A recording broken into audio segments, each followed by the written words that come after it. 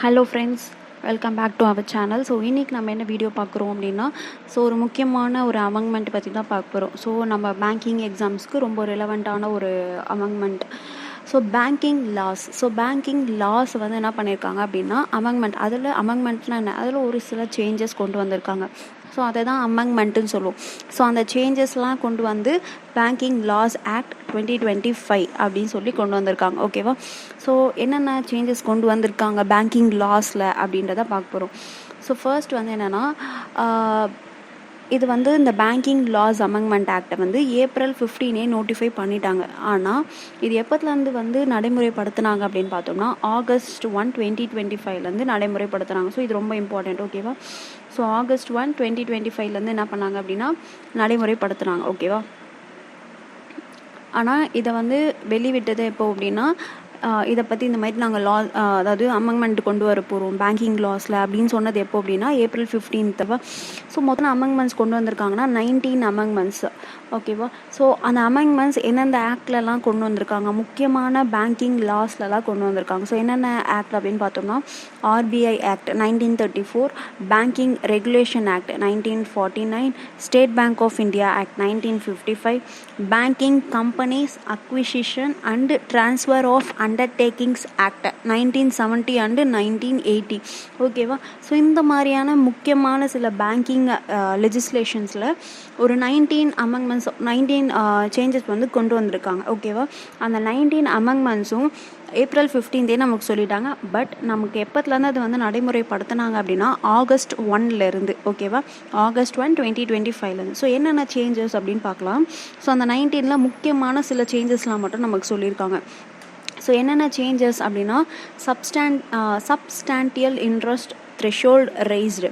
சப்ஸ்டான்டியல் interest threshold வந்து அதோடைய threshold level வந்து என்ன பண்ணியிருக்காங்க, ரைஸ் பண்ணியிருக்காங்க. நெக்ஸ்ட்டு கோஆப்ரேட்டிவ் பேங்க் டைரக்டர் டென்யூரை வந்து என்ன பண்ணியிருக்காங்க அப்படின்னா டைரக்டரோட டென்யூரை எக்ஸ்டெண்ட் பண்ணியிருக்காங்க.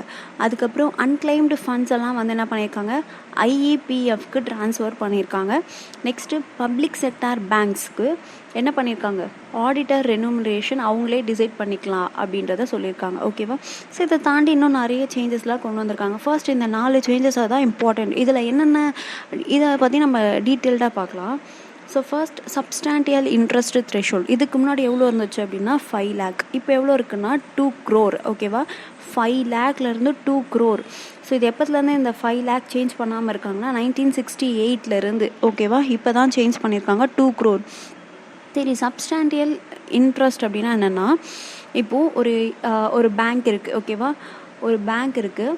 அந்த பேங்க்கில் எக்ஸுன்ற பர்சன் வந்து என்னவா இருக்கார் அப்படின்னா அந்த பேங்க்கோட டைரக்டராக இருக்காருன்னு வச்சுக்கோங்க. ஓகேவா? ஸோ இப்போ இந்த டைரக்டர் வந்து என்ன பண்ணியிருப்பார் அப்படின்னா வேற ஒரு கம்பெனி, ஏதோ ஒரு கம்பெனியில் அவருடைய ஷேர்ஸை வந்து என்ன பண்ணியிருக்காரு அப்படின்னா இன்வெஸ்ட் பண்ணியிருக்காரு. ஓகேவா? இன்வெஸ்ட் பண்ணியிருக்காரு. இப்போ இந்த கம்பெனி என்ன பண்ணுதுன்னா பேங்க்கு கிட்ட போயிட்டு எனக்கு லோன் வேணும் அப்படின்னு கேட்குது. ஓகேவா? ஸோ இப்போது இவர் அந்த கம்பெனியில் இன்வெஸ்ட் பண்ணியிருக்காரு அப்படின்ற ஒரு காரணத்துக்காக ஃபேவரிசம் நடக்கலாம் அந்த இடத்துல. ஸோ அதுக்காக தான் என்ன பண்ணியிருக்காங்க அப்படின்னா ஒரு லிமிட் செட் பண்ணியிருக்காங்க. நீங்கள் 2 crore நீங்கள் வந்து இன்வெஸ்ட்மெண்ட் பண்ணியிருக்கீங்க இந்த கம்பெனியில் அப்படின்னா நீங்கள் அந்த பேங்கிங் லோன் ப்ராசஸில் இன்வால்வ் ஆகலாம். அபவ் 2 crore மேலே இன்வெஸ்ட் பண்ணியிருக்கீங்க அப்படின்னா நீங்கள் அந்த கம்பெனியோட லோன் ப்ராசஸில் இன்வால்வ் ஆக முடியாது. ஓகேவா? ஏன் அப்படின்னா நீங்கள் அந்த கம்பெனியில் இன்வெஸ்ட் பண்ணியிருக்கீங்கன்ற அந்த ஒரு காரணத்துக்காக, பிகாஸ் ஃபேவரிசம் நடக்கலாம், அந்த ஒரு சில ரீசன்ஸ்க்காக என்ன பண்ணியிருக்காங்க அப்படின்னா அந்த அமௌண்ட்டுக்கு மேலே இருந்துச்சு அப்படின்னா நீங்கள் என்ன பண்ணக்கூடாது அப்படின்னா இன்வால்வ் ஆகக்கூடாது லோன் ப்ராசஸில் அப்படின்னு சொல்லிட்டு கொண்டு வந்திருக்காங்க. அதோடைய லிமிட்டு தான் 2 crore. இதுக்கு முன்னாடி 5 lakh இருந்துச்சு. ஓகேவா? ஸோ எதுக்காக இது கொண்டு வந்தாங்கன்னா ஒரு ஃபேவரிசம் இதெல்லாம் இருக்கக்கூடாதுன்ற ஒரு ரீசன்ஸ்க்காக கொண்டு வந்தாங்க. ஓகேவா? Next cooperative bank director tenure. So cooperative bank இருக்கு இல்லையா, அந்த கோஆப்ரேட்டிவ் பேங்க்ஸில் டைரக்டர்ஸ்லாம் இருப்பாங்க. அவங்களுடைய டென்யூரை வந்து என்ன பண்ணியிருக்காங்க, இன்க்ரீஸ் பண்ணியிருக்காங்க. இதுக்கு முன்னாடி மேக்ஸிமம் 8 இயர்ஸ் வரைக்கும் என்ன பண்ணலாம் அப்படின்னா டேரக்டராக ஒர்க் பண்ணலான்னு இருந்துச்சு. இப்போது 10 இயர்ஸ்ன்னு கொண்டு வந்திருக்காங்க. அதுலேயும் எல்லா டேரக்டருமா அப்படின்னு கேட்டால் except chairperson old time directors இவங்கள 2 பேரை தவிர மீதி எல்லா டேரக்டர்ஸுக்குமே 8 இயர்ஸ்லேருந்து 10 இயர்ஸ் வரைக்கும் ஒர்க் பண்ணலாம் அப்படின்னு கொண்டு வந்திருக்காங்க.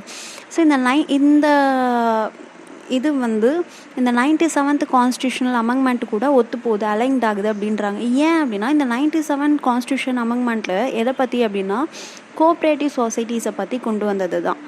ஓகேவா? ஸோ கோஆப்ரேட்டிவ் சொசைட்டிஸ் பற்றி கொண்டு வந்தது தான் இந்த 97th கான்ஸ்டியூஷனல் அமெண்ட்மெண்ட். ஸோ இது கோஆப்ரேட்டிவ் பேங்க் ரிலேட்டடாக இருக்கிறதுனால இது என்ன ஆகுது, இது ஒத்து போகுது அப்படின்னு சொல்கிறாங்க. ஓகேவா? Next aims to promote better continuity and professionalism in cooperative banking broads. Next, unclaimed funds transfer to IEPF. IEPFனா Investor Education and Protection Fund. Okay, so நம்ம என்ன பண்ணுவோம், unclaimed unclaimed deposits over 10 இயர்ஸ்க்கு மேலே அன்கிளைம்டாக அதாவது கிளைம் பண்ணாமல் இருக்காங்க டெபாசிட்ஸ் அப்படின்னா நம்ம என்ன பண்ணுவோம், அதை எடுத்துகிட்டு போயிட்டு என்ன பண்ணுவாங்க, பப்ளிக் செக்டர் பேங்க்ஸு டெஃப் அக்கௌண்ட்டுக்கு போடுவாங்க. டெஃப்ன்றது ஆர்பிஐ வந்து மேனேஜ் பண்ணக்கூடியது. டெஃப்னா என்ன, டெபாசிட்டர்ஸ் எஜுகேஷன் அவேர்னஸ் ஃபண்டு, கரெக்டாக? ஸோ அந்த டெஃப்க்கு வந்து என்ன பண்ணுவாங்க அப்படின்னா டெஃப்பில் எடுத்துகிட்டு போயிட்டு டெஃப்க்கு அனுப்பிச்சிடுவாங்க, கரெக்டாக?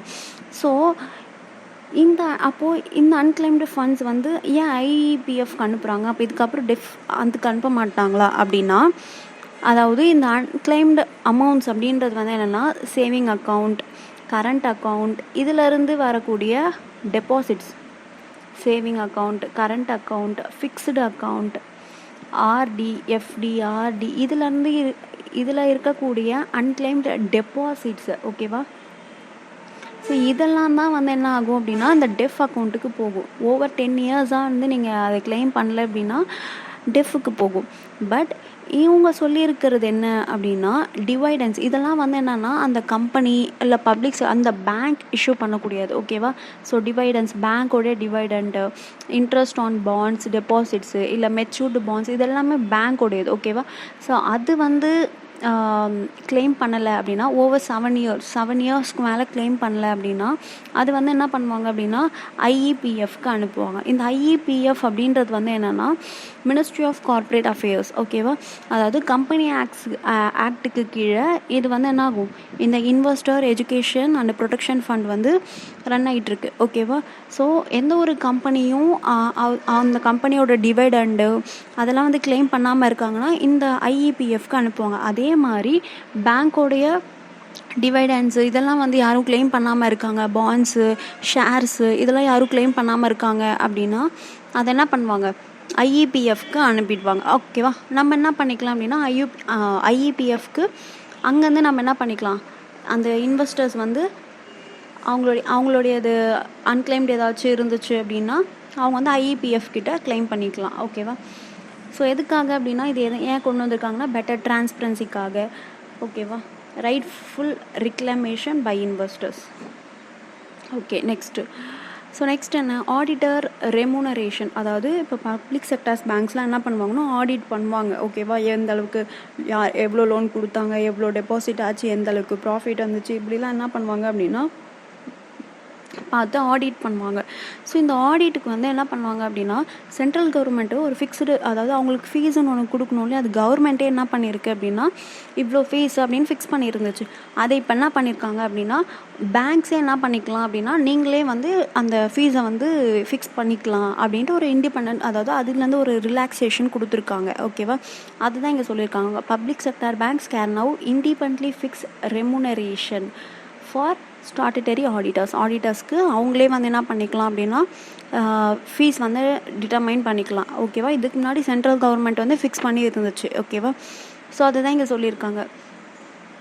எதனால் அப்படின்னா ஸோ பெட்டர் ஆடிட் டேலண்ட்.